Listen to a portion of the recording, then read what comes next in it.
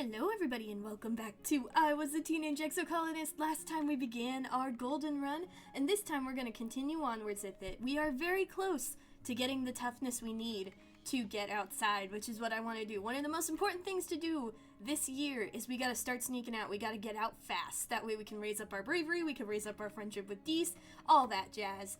But first, we are too stressed, but I think we might be able to get a hug from our dad. You meet your dad adjusting a watering pot in your mom's flower garden. He's having a sneezing fit. Oh no, wait, we can save our dad! His eyes runny and red. You're alarmed. You've never seen him look sick before. People are hardly ever ill on the stratospheric, except sometimes when the zero-G rooms made them queasy. Not to worry, my little beanstalk, he says nasally. I'll be fine. It's just this pollen making my head a little stuffy.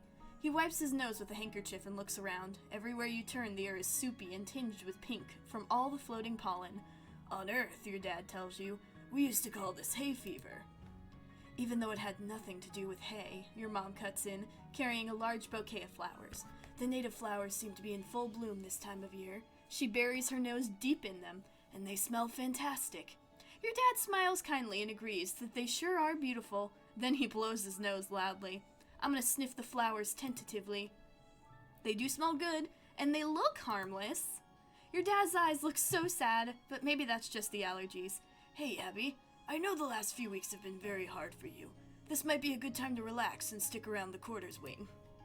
I think I may just do that. I was hoping I could get a hug from him, and then we'd be able to do one more shoveling session, but that can wait. Because if we relax now, then do the shoveling, then we can go outside just in time to get some energy back from Vertumnalia. What's up, Tam Tam? Oh yeah! Tammy is sitting down in the grass with the baby on her lap. They're playing nicely with some flowers or a strand of beads in Tammy's hair or something. Tammy keeps them gently removing her hair from the baby's mouth. Oh, Yabby, she giggles as you join her. Aren't babies the best? There's so many new babies in the creche. You'd think we were starting a colony or something, Tammy laughs. But the parents are too busy doing other work, and somebody needs to take care of the little ones. She looks down lovingly to the baby, who's now sucking on part of her skirt, getting it good and damp with baby drool. You could help too. It would be fun. The baby chooses this moment to spit up a big puddle of pale yellow liquid onto Tammy's dress. Oopsie, Tammy coos and picks the baby up. Then she holds them out towards you. Could you take them for a minute while I find a towel, Yabby? The baby hiccups and rolls their eyes. They still look a little queasy to you. Ah, of course. You hold the baby against your shoulder and pat their back, the way you've seen parents do sometime. They let out a satisfyingly loud belch and you feel a trickle of liquid run down your back. But you don't care, because there's nothing better than that fresh baby smell. You decide you might take Tammy up on that babysitting job. Maybe we will. We would get empathy from that. I already have pretty high empathy, though. Well, for now. And I think, oh yeah, you want to talk about Dees, but I don't really know him yet. Yes, Dees, she says impatiently. I need you to figure out where he's been disappearing. Ever since we landed, I barely see him anymore. He doesn't even come home at night, and sometimes she trails off and looks at her feet. Well, I'm not on very good terms with my brother of late, but people are becoming worried. You get the feeling Tang is the one who's worried, but she doesn't want to admit it. I'll talk to him. He probably won't tell you, Tangent says angrily. Newton's apple, she swears. He won't even talk to me anymore. She sighs. You may have to follow him. I would, but everyone in the lab would know I was gone. No one cares where he goes during the day. Alright. I'll take care of that later. Time for relaxation. The lounge is a long, well-lit hall along the outer hull of the ship's midsection. It's strewn with tables and cushions and serves as a communal living room for the tiny one-room spaces every family is assigned. You flop down onto the lounge's big beanbag pile with some of the other kids. Cal has a dazed, peaceful look on his face. The air smells so good on Vertumna, and so does the dirt even. You notice his clothes are filthy, but obviously Cal couldn't care less. Anemone bounces in. Holy crap, there's so much space to run around and play in! Common Chief Rhett set up an outdoor sports ball court, and it is way huger than the old one on the ship! Tangent carefully selects one cushion from the pile and perches on it. The ship's expanding some of the empty engineering bays, she tells you, and we're getting a big new lab to do experiments using local resources. There's so much to learn about this planet. Anemone rolls her eyes, but Tang continues. We shouldn't forget our studies just because we've landed, she says primly. I want to explore the jungle. Yabby's right. You hear over your shoulder, and you startle to find Dee standing right behind you. Ah! When did he get there? Did you see those huge beasts in the jungle as we were landing? Dees continues, picking at a thread on his sweater until it unravels. I wonder if there are more out there. You've had less of a sense of deja vu, dreams come to life feeling this week, and you're starting to think you'd even imagined it. But suddenly you get a prickling sensation in the back of your neck, and remember that Mars is about to enter the lounge and tell everyone to look outside. You stare at the door. Mars walks in, as if on cue. OMG, everybody look outside. They're hosting a flag over command, she says, clapping her hands excitedly. You know what that means, right? She stands tall with her hands on her hips. Vertumnalia is officially humanity's first exocolony ever. You look out at that flag, feeling dizzy, and silently mouth the words along with what she says next. You remember this moment so well. This is history, kids, she exclaims, wrapping anemone and tangent under each arm, and we were there. We've been there many, many, many, many times.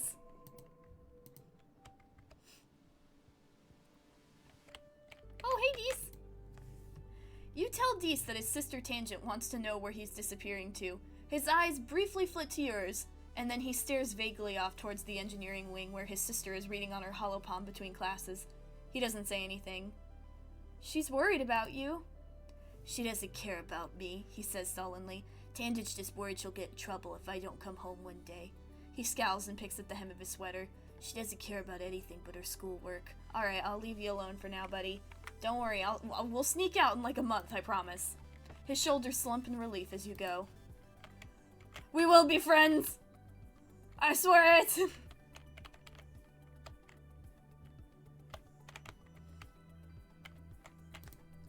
Alright, we'll shovel dirt one more time, or wait. Or could we do sports ball, and then get one bravery? How much would this be? Ooh, 2 bravery, 1 toughness. Shoveling. Or, we'll do this, and then if it doesn't work, I'll just cut this out, and then do shoveling. Sports ball! Anemone meets you on the court. She's bouncing from one leg to the other in excitement. My brother Com is organizing the youth team, she tells you. Kombucha offers you a high five and greeting, then tosses a sports ball your way. Let's start with the practice game to see what you're good at. You and Anemone are team captains. Pick your team. Anemone used to practice with Cal and Mars on the ship, but Tammy? You're surprised to see her here. Com will fill in to even up the teams, but he promises to go easy on the other side. I choose Tammy. Cal said I should join, but I'm not very good at sports. Where should I stand? She asks quietly. You aren't sure. You assign her to tackle back and tell her to stick like glue to the opposing team's offense. Maybe she'll get in their way instead of yours? Anemone chooses Kombucha, of course. They bump fists. Your next choice? Mars! I'll play Spiker. Mars runs to take position. Seems like she's in it for the glory. Hopefully she'll want to share some of that with the rest of the team. You face off 3-on-3 toughness challenge. Alright, we might get some toughness from this after all. We need it.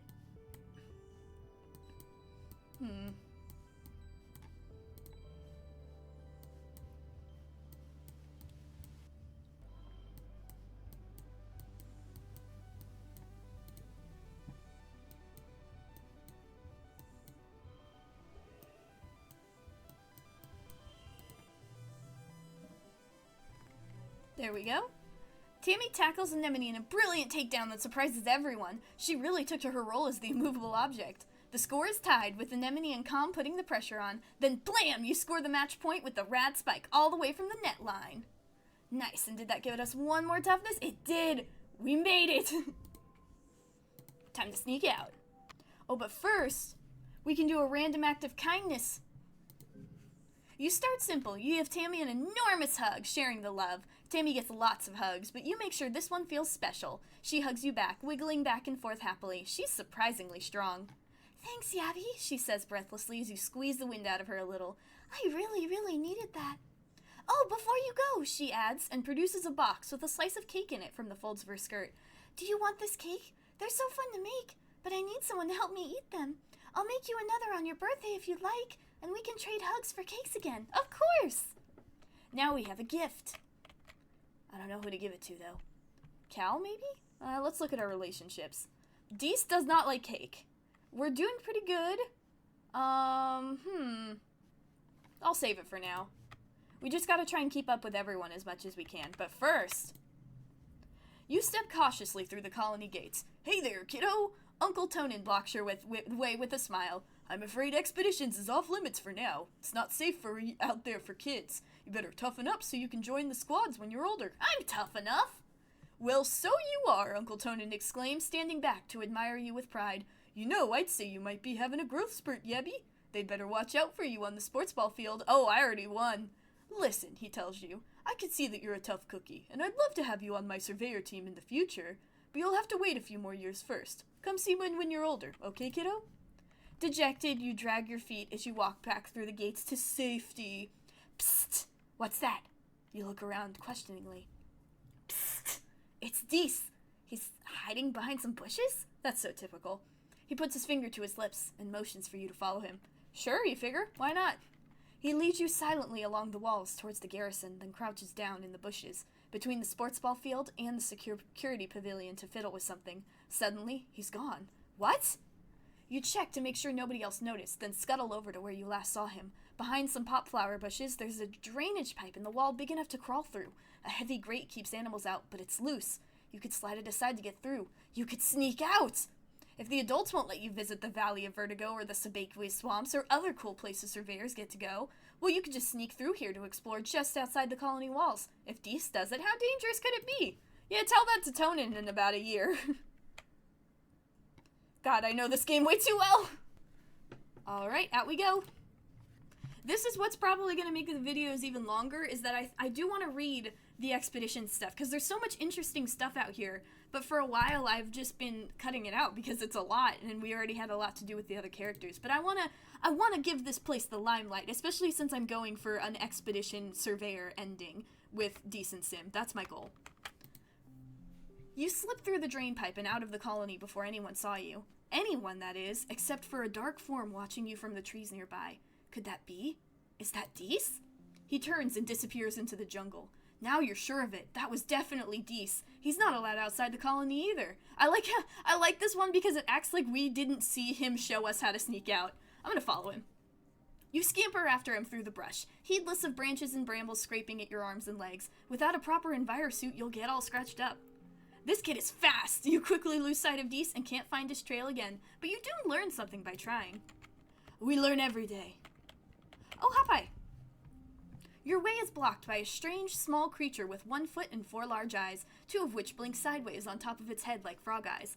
Oh, this must be a Hopeye. You heard people talk about them, but you've never seen one up close. It keeps thumping its foot on the ground really loud. What's its deal?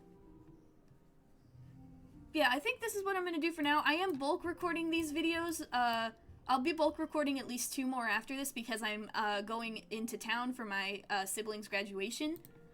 So if you guys don't like this, let me know, but I won't be able to change anything for a little bit. Just let me know if you want to see expeditions or not. I want to show as much as we can because this is the last time I'm playing through the game on the channel. Which is sad to think about. You stop trying to get past it and just listen. Oh, you can hear little squeaking noises from nearby. It's probably warning you to stay away from its nest. You carefully avoid the nest while speaking in soothing tones. The agitated little guardian titters warnings at you, but eventually lets you by. Thank you. Meow. And is this the melons? Yeah, you stop for lunch, eating an earth treat grown from your own greenhouses. A watermelon, nice and sweet, like a more solid potato pod. You munch away, spitting out the seeds. We'll just relax. You sit back and enjoy your midday rest in the beautiful surroundings. I like to take the shortcut right over here. You spot Dees sitting in a clearing, but not before he sees you first. Instead of sneaking away as usual, he stays still as you approach, like it's totally natural he'd be sitting in the middle of the jungle so far away from the colony walls. Now that you think about it, you're a little glad to see him. You are so far away you can't see the walls anymore, and it's really weird out here, and it's getting late. Dees stares unblinking as you approach. Hi, Yappy, is all he says. Hi, Dees! He seems to be in a good mood, something you see very rarely. Did you see Utopia out there? Dees asks.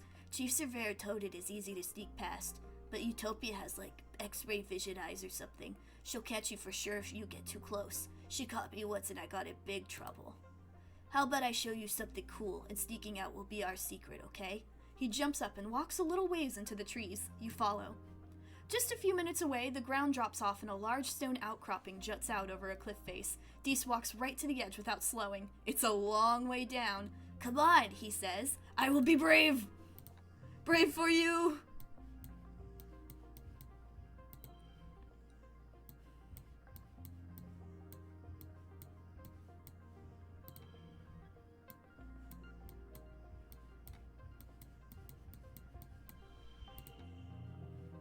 Nice. You bravely step out onto the rock and walk out to the edge with Dees. You both sit down, feet dangling over the precipice, and look out at the amazing view. It's incredible. You snap a picture with your holopalm, but you won't share it on the net. This is your secret. Yours and Dees's. My bestie! Oh yeah, it's you. You give us relaxation too, so I'm gonna avoid you for a second. That's how good I know this game now. I know where to relax. Yes! We already got our first sim sighting! At the top of a rise to the east, you think you spot someone watching you. They're dressed in black. Is that Dees? But they look way too tall to be Dees. Maybe another surveyor? You blink and the figure is gone. Hike over and look for clues! You bushwhack down into a valley and up the other path where you thought you saw them standing. No sign of a camp or anything obvious like a dropped pack. No note saying I'm watching you, signed mysterious figure. Spooky. Hoo already! I'm proud of us. I'm very proud of us. The path here is engulfed by a dust tornado. It whirls and twirls, not showing any sign of moving away. We'll walk through the dust. We gotta save up some stuff, too. Get as much items as we can. It's gonna be a little hard to keep up with everyone, but we'll do it. That's fine. You shut your eyes hard against the swirling dust and somehow manage to walk in a straight line through it. Once you pass through and turn around, the dust storm settles. You wonder if walking through it somehow caused it to die down. Yeah, that was my main thing with coming out here, though. We won't stay out here until we're completely out of stress. We'll probably do a few more and then we'll leave. I just wanted to at least find Sim. The faster we find Sim, the faster we can raise our relationship with him. You leave the path and sneak through a strand of mush trees to one of the little sawmills dotting the area. It's a small but busy operation, 3 people feeding mush tree logs into some kind of machine, while a 4th one directs a 4-legged robot with a plasma saw mounted on the front. I'm gonna stay. You stay out of sight and watch how they do it. When one tree crashes down, it almost seems like the others are wincing. It's probably just your imagination, though. They aren't planting new ones or leaving any behind. You know the mush trees regrow every year, but can they still regrow when you cut down everything like this? Even the smaller trees and bushes are getting ground up for mulch, with a big scary grinder that sounds like a roaring beast. The entire process makes you uneasy, but also proud of how industrious your colony is. The poor trees. I'm gonna take that. Is there anything else we can grab that is not the other guy? Oh, what about this one? Oh, this might be the float cow, and I don't think I can do that yet. No, I can't. We'll leave it. I'm not gonna pop the poor thing. We'll go home. We'll go home. That was good. We got very lucky with that spawn point. I don't know if that's there every time. I swear it isn't. But either way, I'm glad we got it. Go home. It's time for Vertumnalia. I would like us... Oh, I don't think we have enough creativity to do the talent show with Dees. But that means we can raise our friendship with someone else. Maybe Cal and Anemone, because those are the ones I haven't really gotten to talk to very much yet. It's time for Vertumnalia! Udicott and the Council have called a festival to celebrate life here on planet Vertumna. Everyone gathers in the colony square to hear the Governor Udicott's speech. In Earth's history, Udicott begins, and then clears her throat, and waits for everyone to quiet down. Ahem. In Earth's history, Vertumna was known as the god of seasons, change, gardens, and fruit. It's no coincidence that our forebears of the Vertumna Project chose to take on such an auspicious name, in the hopes of seeding future bountiful seasons of humanity. We will continue this tradition of Vertumnalia, a midsummer festival to celebrate our Vertumna, this lush planet upon which we call ourselves today, or find ourselves today. See, I'm not even listening. You start to tune the speeches out after that. The members of the council all get up on stage one at a time to say something. When it's your mother, Flulu's turn, she announces that tonight you'll be eating some of the very first crops grown from Vertumnan soil. Your eyes go to the feast table. Aboard the Stratosphere, it would have been mostly soy-based food from the nanoprinters, spiced up with what precious fruits and vegetable could be grown in the small growing bays. This year, though, the table is overflowing with fresh food. Potatoes, carrots, zucchinis, beans, a bounty made possible by both the successful hydroponics and the precious brown soil ferried safely all the way from Earth. There's even some native plants, juicy potato pods and slabs of edible fungi. Yeah, so it's different because we saved the hydroponics bay. Udicott takes to the stage after everyone on the council has said their piece. What is a festival without festivities, she asks. Professor Hal and Security Chief Rhett have organized a 3-part competition for the kids.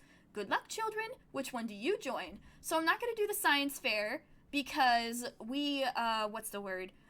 Tammy we can probably get friendship with pretty easily. Tang, I'm probably going to be doing a lot of engineering, or at least I want to. But Cal and Anemone, I'm not sure how I'm going to get friendship with them at the moment, but we need it, especially with Anemone if we're going to get her away from Vase. So bot wrestling. The bot wrestling contest! This has been a classic competition for years on the ship. Someone has rigged up a hydraulic lifting bot to slowly stretch out, increasing in strength over time. The aim is to see how long you can hold it open, hold it closed, using any part of your body before it pops open. Anemone and Cal are competing with you. Cal doesn't like that it's a competition, but he does love bot wrestling. Wrestle that bot! Let's see, 41? We might be able to crack that. Oh, dang it. Why you? Why is it you? Well, I got that card, so that's on me. Hey,